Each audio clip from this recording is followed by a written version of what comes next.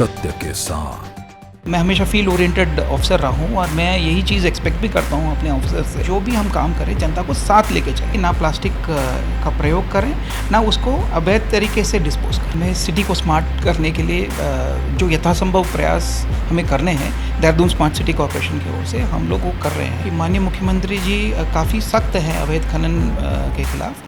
उत्तराखंड में चारधाम यात्रा शुरू होने वाली है, पर्यटन सीजन शुरू होने वाला है। मसूरी और ऋषिकेश सहित देहरादून में भी बड़ी संख्या में हिमाचल प्रदेश, हरियाणा, दिल्ली, यूपी, पंजाब से लोग आएंगे। क्या है रोड मैप प्रशासन का, ये जानते हैं सर। पर्यटन सीजन शुरू हो रहा है, मसूरी सबसे हॉट स्पॉट हो जाएगा और जाम की समस्या बहुत होती है। आज आपने मीटिंग ली है, क्या दिशा निर्देश आपने दिए? जैसे आपने कहा कि टूरिस्ट सीज़न भी अभी शुरू होने वाला है और मई के बाद जून जुलाई तक पूरा जो है काफ़ी भीड़ रहती है मसूरी में। तो इसी के मद्देनज़र आज विभिन्न विभागों के साथ मीटिंग हुई और इसके में खासकर पेयजल विभाग के साथ अभी आज जो मीटिंग हुई उसमें उनको ये बताया गया था कि क्योंकि वो मसूरी का पेयजल लाइन का काम चल रहा है तो इसको अभी फ़िलहाल स्थगित करने के लिए कह दिया गया है। टोटली 85 किलोमीटर का स्ट्रेच है, उसमें से 45 किलोमीटर का काम हो गया है। शेष काम जो है क्योंकि अभी काम चलेगा तो काफ़ी जाम का भी जो है सामना करना पड़ सकता है, तो बाकी का काम जुलाई के बाद टेकअप करने के लिए कहा गया है। हमने लगभग 5 वेंडिंग पॉइंट्स भी आइडेंटिफाई किए हैं मॉल रोड के अलावा, ताकि हम जो है लोगों को फिर अलग अलग वेंडिंग पॉइंट्स उनको अलॉट करें और जितना डीकंजेशन हम लोग कर सकें उतना हम लोग डीकंजेशन करें। एक बड़ा अभियान आपने चलाया है सिंगल यूज़ प्लास्टिक को लेकर। पर्यटक जब आते हैं तो उन्हें उत्तराखंड में या देहरादून या मसूरी में आप जो अभियान चला रहे हैं उससे रूबरू रहें और अवेयर रहें, उसको लेकर क्या फोकस है? देखिए, प्लास्टिक पे तो टोटल बैन ही है, खासकर मसूरी में। पिछली बार हम लोगों ने जिला प्रशासन और पुलिस प्रशासन की टीम गई और जहाँ जहाँ प्लास्टिक का प्रयोग किया जा रहा था वहाँ पे हम लोगों ने काफ़ी हेवी फाइन्स भी किए और हिदायत भी दी कि आइंदा प्लास्टिक का प्रयोग ना करें।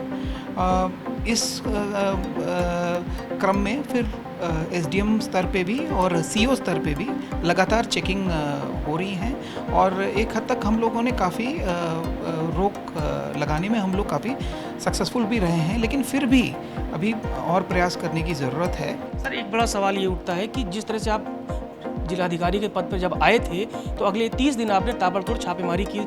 आप हेल्थ सिस्टम को देखने गए, रोडवेज के बस अड्डे पर गए, सरकारी महकमों में गए। आज जब हम बात कर रहे हैं आपसे, एक लंबा कार्यकाल बीत गया है, कार्यशैली में क्या बदलाव देख रहे हैं, चाहे वो प्रशासनिक हो, चाहे रोडवेज या और तमाम जहाँ जनता सीधे जुड़ती है, क्या बदलाव आया है और अभी क्या गुंजाइशें हैं? देखिए, जब मैंने चार्ज लिया तो मैं हमेशा फील्ड ओरिएंटेड ऑफिसर रहा हूँ और मैं यही चीज़ एक्सपेक्ट भी करता हूँ अपने ऑफिसर से कि वो फील्ड में ज़्यादा से ज़्यादा रहें। और जब तक हमें फील्ड का सिचुएशन पता नहीं चलेगा हम ऑफिस में बैठ के कुछ नहीं कर पाएंगे। ऑफिस में फाइल वर्क ज़रूरी है, जनता के काम है और फाइल के माध्यम से ही वो निष्पादित होती हैं, लेकिन जब तक ऑफिसर फील्ड में नहीं जाएगा तब तक जनता के प्रॉब्लम्स का निराकरण नहीं हमें मिलेगा। तो मैं समझता हूँ कि मेरे आने के बाद इतना मैंने ऑफिसर्स के मन में, दिल और दिमाग में ये इन्फ्यूज़ करने की ज़रूर कोशिश की है कि फील्ड में आप जाएं, देखें और जनता का जो प्रॉब्लम्स हैं वो प्रॉब्लम भी एग्जैक्टली क्या है वो पिन पॉइंट हम फील्ड में ही कर सकते हैं और उसका सोल्यूशन भी जो है फील्ड में ही मिलेगा। सर, एक बड़ी जिम्मेदारी ऊपर स्मार्ट सिटी को लेकर है। लोगों को बड़ी उम्मीदें हैं कि आने वाले दिनों में देहरादून बदला हुआ मिलेगा, स्मार्ट देहरादून मिलेगा। लोगों को स्मार्ट होने की ज़रूरत है, फिर वो चाहे बाजार हो या फिर और जगहें हो।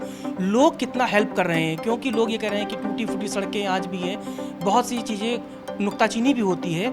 आपका जो एक्सपीरियंस है स्मार्ट सिटी को लेकर, जिम्मेदारी को लेकर, जनता से क्या कहेंगे? पेशेंस रखें, वर्क इज़ ऑन।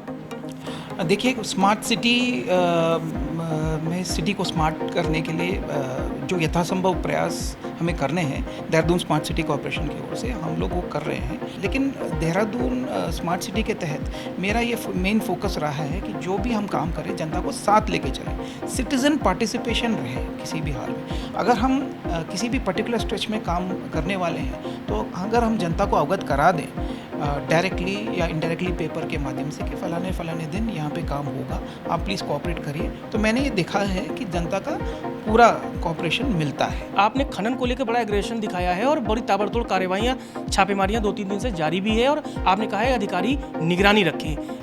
माननीय मुख्यमंत्री जी के निर्देश हमेशा हमें प्राप्त होते रहते हैं, उनका मार्गदर्शन हमें हमेशा प्राप्त होता रहता है। और इसी निर्देशों के क्रम में हम लोगों ने जहाँ जहाँ कुछ इंडिकेशन माननीय मुख्यमंत्री जी के कार्यालय से मिले, कुछ इंडिकेशन माननीय मुख्यमंत्री जी ने स्वयं दिया कि इन पर्टिकुलर स्ट्रेचेस में अवैध खनन की खबरें आ रही हैं, तो प्रशासन की टीम, पुलिस की टीम और डिस्ट्रिक्ट माइनिंग ऑफिसर और उनकी टीम ने पिछले 3 दिन लगातार जो है नाइट हमने लगभग 10-10, 12-12 घंटे का जो है हम लोगों ने छापेमारी अभियान हमने किया और वाकई में जो इन्फॉर्मेशन हमें प्राप्त हुआ था उसकी पुष्टि हुई और बहुत बड़ी मात्रा में हमने ट्रक्स को सीज़ किया है।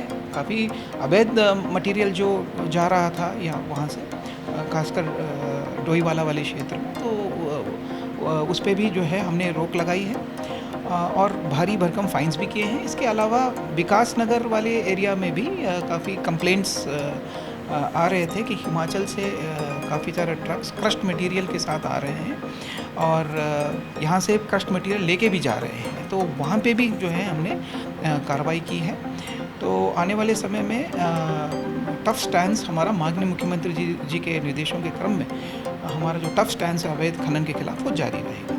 हमसे बात करने के लिए बहुत बहुत शुक्रिया। दर्शकों, ये है जिलाधिकारी देहरादून डॉक्टर राजेश कुमार, जिन्होंने बताया कि पर्यटन सीजन के लिए पूरी तरह से प्रशासन तैयार है, लेकिन साथ ही साथ इन्होंने अपील की है कि अगर आप देहरादून उत्तराखंड की सीमा में आ रहे हैं तो सिंगल यूज प्लास्टिक का जो बैन है उसकी सख्ती से आप पालन कीजिए, क्योंकि ये देवभूमि है। यहाँ पर पर्यटन के साथ साथ इसकी सुरक्षा, इसकी जो यहाँ की साफ सफाई है वो न सिर्फ सरकार की, प्रशासन की, बल्कि आपकी जिम्मेदारी है, क्योंकि ये देवभूमि खूबसूरत है। इसकी खूबसूरती को बचाना जितना सरकार की जिम्मेदारी है उतनी ही आपकी है। कैमरामैन के संग आशीष तिवारी को दीजिए इजाजत। नमस्कार।